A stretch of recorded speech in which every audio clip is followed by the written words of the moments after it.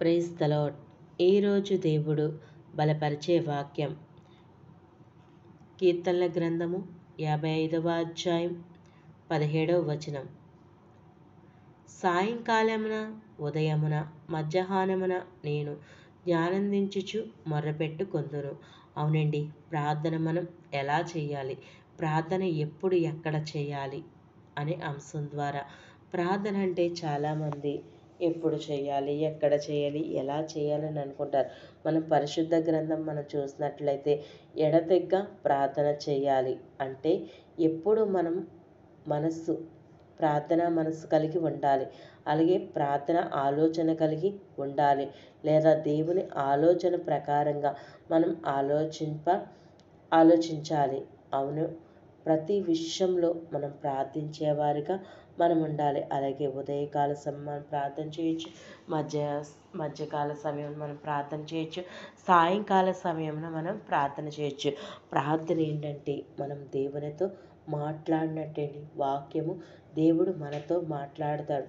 అవును, మనము దేవునికి ఎక్కువగా ప్రార్థన చేస్తే కనుక ఆయన మనకు సమీపంగా ఉంటాడు. అవును, మనం ఎక్కువ ప్రార్థన చేస్తే కనుక ఆయన శక్తిని, ఆయన బలమును మనం పొందుకుంటాము. అలాగే మనము ఆయనతో నడిచినట్లుగా ఆయన శక్తి అలాగే బలము మనకు ఇస్తాడు. అలాగే ప్రతి దినము మొదట మనం ప్రారంభించేటప్పుడు దేవునితో సహవాసం చేసేవారిగా మనం ఉండాలి. సహవాసం చేస్తే కనుక నీవు ఆ రోజు చేస్తున్న ప్రతి ప్రయత్నములు ఆయన నీకు కంచి కాపుదలించి అలాగే నీవు చేసిన ప్రతి ప్రయత్నము సఫలం చేస్తాడు. ఆయన చిత్త ప్రకారంగా నీవు జీవించడానికి దేవుడు గొప్ప కార్యము చేస్తాడు. అలాగే ప్రార్థన గొప్ప శక్తి ఉందండి. అలాగే మనం ప్రార్థన చేసినప్పుడు అవిశ్వాసముతో మనం ప్రార్థన చేయకుండా విశ్వాసం కలిగి మనం ప్రార్థించాలి.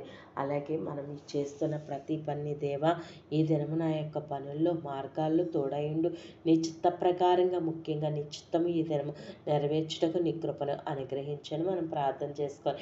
అలాగే చాలామంది మధ్యాహ్నమున ప్రార్థన చెయ్యరండి. అవును, చాలామంది వారి యొక్క పనులు చేసి అలసిపోతూ ఉంటారు. కానీ మనము సమస్యలతో పనులతో చికాకు పడుతూ ఉంటాము. అదే సమయంలో దేవుని సన్నిధిలో కొంత సమయం గడిపితే నూతన పరచబడతాము. మధ్యకాలపు ప్రార్థన సమయంలో మనం పొందుకున్న అస్వస్థతలో నుండి మన పోరాటాలకు అలాగే మనము అనేక సమస్యలతో ఉన్న అప్పుడు మనం మధ్యకాల సమయంలో మనం దేవునికి కొంచెం సమయము మనము కేటాయిస్తే కనుక దేవుడు మనకి శాంతి సమాధానాన్ని ఇస్తాడండి. అలాగే మనం ఆలోచించే ప్రతి ఆలోచనలు దైవికమైన ఆలోచనలు కలిగి కూడా మనం జీవిస్తాం. అలాగే సాయంకాల సమయం దేవునితో నీవు గడిపినప్పుడు ప్రశాంతంగా నిద్రపోగలవు, ఆధ్యాత్మికంగా ఆరోగ్యం కలిగి జీవించగలుగుతావు. సాయంకాల సమయమున నీవు దేవునికి ఇవ్వడం ద్వారాగా నువ్వు దేవుడికి ప్రార్థన చేస్తే గనక,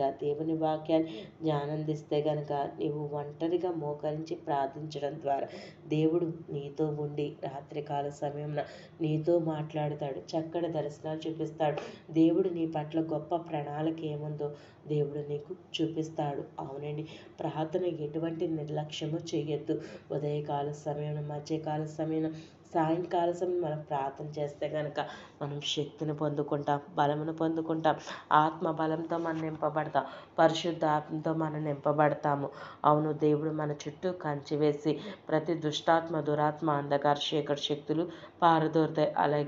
అలాగే మనకి ఏ సమస్య అయితే జరగలేదు, ఆటంకపరుస్తున్న ప్రతి ఆటంకాల నుంచి తొలగి దేవుడు నీ జీవితంలో నూతన కార్యం చేస్తాడు.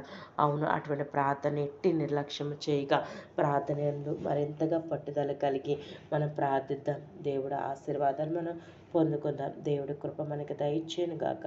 ఆమేన్.